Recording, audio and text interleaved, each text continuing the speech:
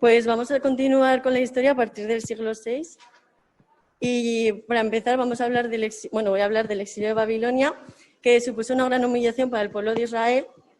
El rey Nabucodonosor era el rey de Babilonia y saqueó Jerusalén en el 597, llevándose cautivo al rey Joaquín y sobre todo la clase dirigente del pueblo.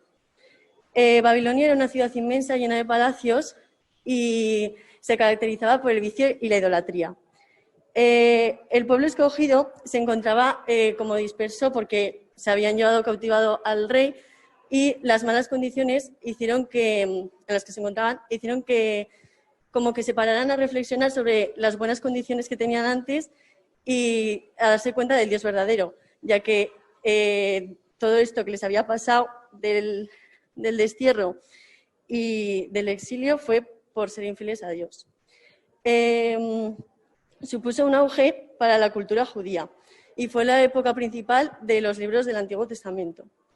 Los profetas típicos del exilio babilónico son Ezequiel, Daniel y Jeremías, que Ezequiel y Jeremías ya anunciaron en su momento que este país iba a ser saqueado y quedaría reducido a un desierto, pero en un futuro volvería a ser lo que era. Pero claro, ninguno le creyó, entonces fue como más inesperado. Daniel, el profeta Daniel, dijo que el reino de Nabucodonosor era como muy poderoso al principio, pero al final acabaría destruido. Lo comparaba como un gigante poderoso con los pies de barro, o sea, que se iba a venir abajo. Además, el pueblo lo había perdido todo por ser infieles a Dios y estuvieron casi 60 años cautivados. Hasta que llegó Ciro el Persa, que liberó a los judíos en el 537, saqueando a Babilonia. Entonces, a partir de este momento se cumplieron las profecías de la tierra prometida. También se cumplieron las profecías del Mesías, que quedó recogido en el poema Siervo sufriente. Y entonces, con la vuelta de la tierra prometida, al principio fue como un poco duro, pero todos del pueblo tenían como mucho entusiasmo, ya que iban a restaurar la ciudad y el nuevo templo. En el 520 comenzaron la restauración bajo cantos, gritos y lamentos, ya que perdieron el Arca de la Alianza, que como ya han comentado antes, es como un cofre sagrado que se encontraba en el templo de Jerusalén en esa época y contenía las tablas de la ley, que son donde están escritos los 10 mandamientos. Además, también estaban como un poco desmotivados, ya que el templo que habían construido era un reflejo del esplendor anterior. Surgieron algunos problemas y enemistades con los samaritanos por trabas con la construcción del nuevo templo, pero también tenían a Zacarías, que les apoyaba y les animaba para la nueva reconstrucción. Finalmente, el templo es terminado. Nehemías, cuando se enteró que Jerusalén estaba en ruinas, quiso ayudar y mostrar su apoyo, entonces fue como a construir la muralla de Jerusalén y al final lo acabó colaborando con ellos. Nehemías, junto a Esdras, que era un sacerdote, resaltaron la pureza de la práctica de la religión. Y Israel en ese momento quedó definido por la sangre, como ya hemos dicho antes, por la centralidad del templo y de la ciudad de Jerusalén y la obediencia a la ley.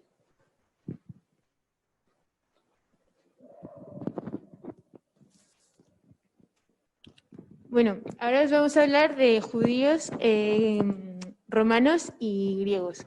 Entonces, hasta ahora el dominio persa había sido bueno para el pueblo de Israel. Eran tolerantes con las costumbres de los pueblos que estaban sometidos. Mientras tanto, en Grecia, la cultura y el comercio habían florecido gracias a los viajes por el Mediterráneo. En estos momentos, en la filosofía, es la época en que en la filosofía destacan Aristóteles, Sócrates y Platón, mientras que en el marco político destaca Filipo de Macedonia, que se hizo con toda Grecia, y luego su hijo, Alejandro Magno conquistó medio mundo del conocido por aquel entonces. Conquistó Egipto, todo el imperio persia hasta la India. Por tanto, el mundo se helenizó.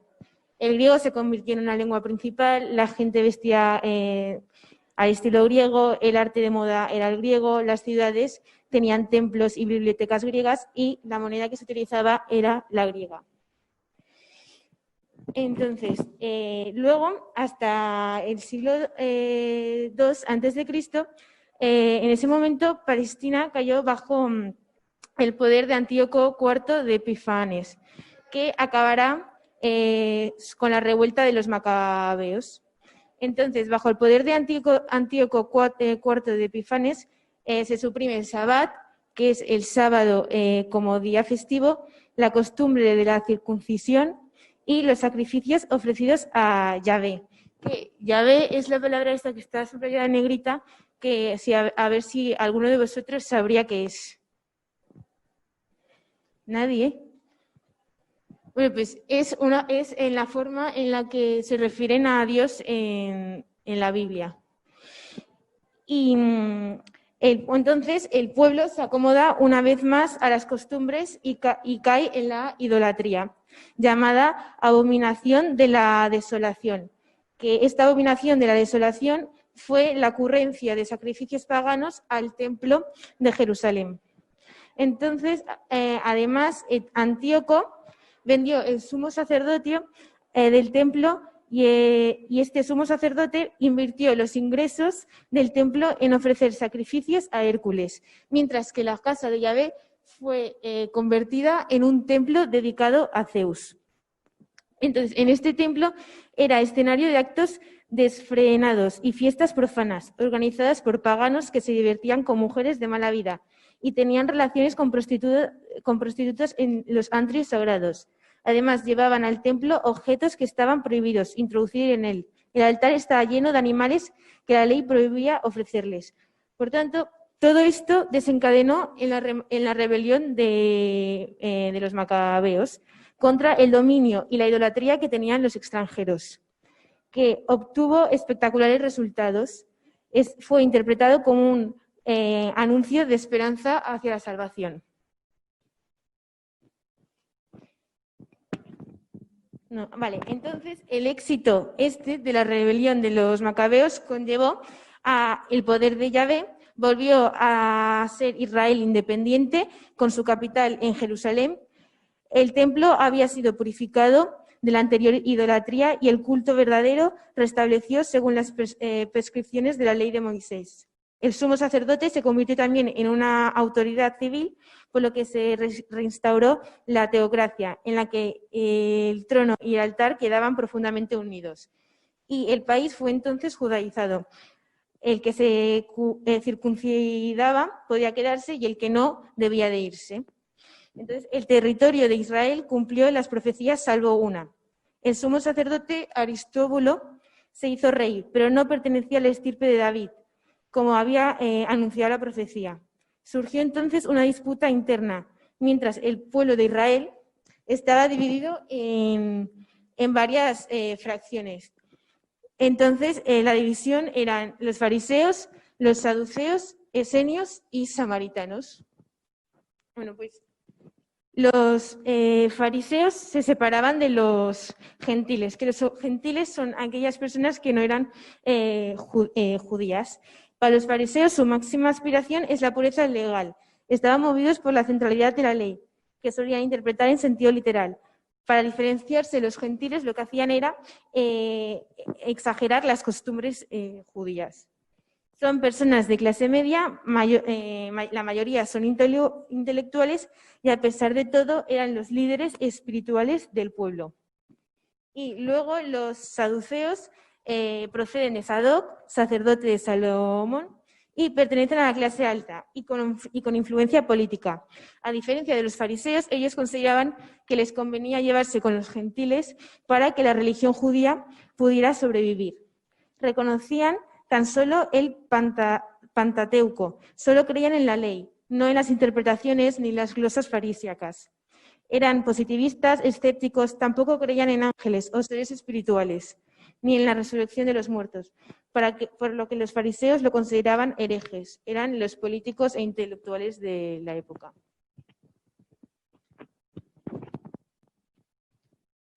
Bueno, y yo ahora voy a continuar con los esenios, que eran los judíos que protestaron por la unión del poder temporal y espiritual en la época de los macabeos. Estos se marcharon de Jerusalén y fundaron Qumran, cerca del Mar Muerto. Ahí en Qumran, a mediados del siglo XX, fueron donde aparecieron los rollos con los textos del Antiguo Testamento.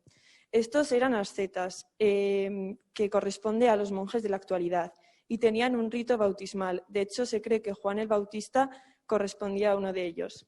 Su contenido su mensaje a veces tenía un contenido apocalíptico, ya que hacía referencia a ese final del mundo corrompido.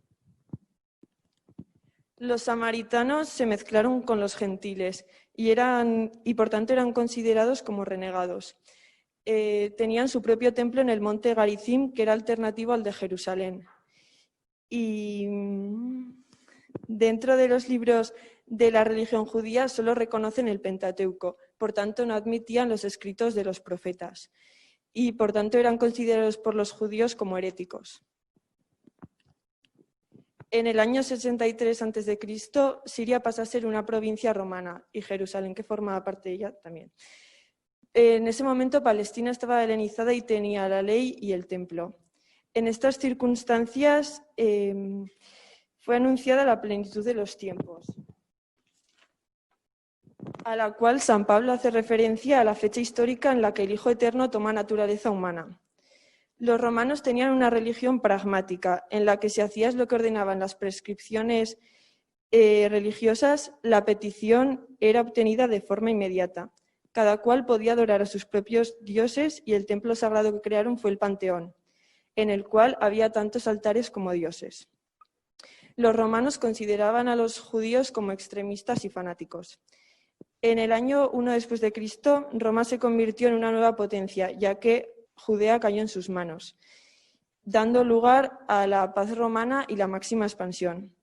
En este momento se da el umbral del Nuevo Testamento.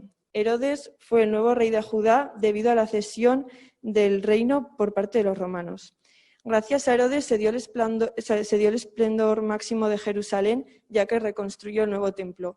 Y para algunos era considerado como el nuevo Mesías, y otros, sin embargo, como los celotes no lo aceptaban y llamaron a una rebelión armada.